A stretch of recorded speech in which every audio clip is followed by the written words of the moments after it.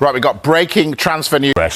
His numbers, his goal-scoring numbers have been frightening over the last couple of years. Could he end up at Old Trafford? 54 goals in 52 games. It's quite staggering numbers, isn't it? It really is. But look, when Reuben Amorim arrived at Manchester United, we're talking about Gyokeres. There's contact via his intermediaries, but I don't know. This is an interesting one here. There's talk about this €100 million release clause.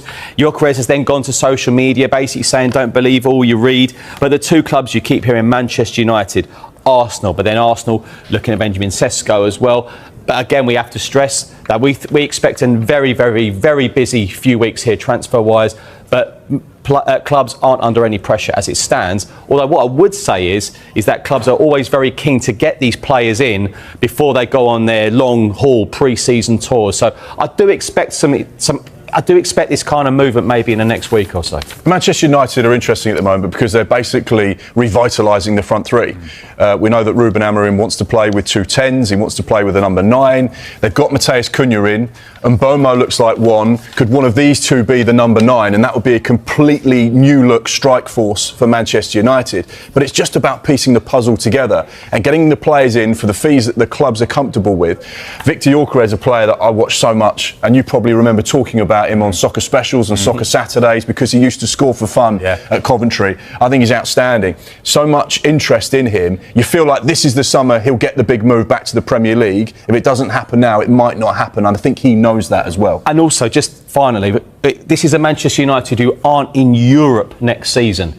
But will they have any issues with a player saying, no, I need to be in Europe, I need to be in Europe? This is Manchester United we're talking about. That's what intrigues me as well. I don't think that's a problem. I don't either. You look at Cunha, Mbomo, Hugo Ekitike, Victor Gyökeres, the players that they're being linked with clearly don't feel that one season out of Europe is a problem because they'll back themselves to say, I tell you what, if I go to Manchester United with all those players, we'll definitely be in Europe. Get the old Sky remote, we'll go back to Mbuemo, we rewind it a little bit because they could be having that conversation. Thomas Frank, you are in the Champions League with me. Anyway, that's for 7. What's the latest on that one, Darms? United are definitely interested. It's our understanding that they have made initial contact, but via intermediary. So there hasn't actually been club-to-club contact between Manchester United and Sporting. But the Sporting president, he's been having his say because there's been all sorts of reports suggesting that Gyokeres has been promised he could leave for around £60 million because he stayed on at Sporting for last season. Well, the president has firmly denied that and assured every Sporting fan and warned rather than assured every interested party that Victor Gyökeres will not be going to leave Sporting Lisbon for 59 or 60 million pounds. So he will be going for more money than that.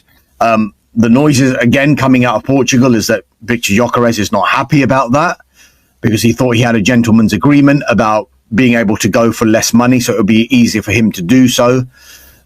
This one looks like it can rumble on, but you can understand the interest from United. That it's a priority position that they want to fill, and I'm told they want to fill it regardless of whether Rasmus Højlund stays at United or not. And maybe it could be beneficial to someone like Rasmus Højlund as well. I know he's been heavily criticised in the 2 seasons he's been at United, but in his defence, he didn't have a pre-season when he arrived, and his second pre-season, where he started really, really well in that pre-season, was curtailed because of a hamstring injury, and then he rejoined the group, having missed the majority of that second pre-season. And then at 20 years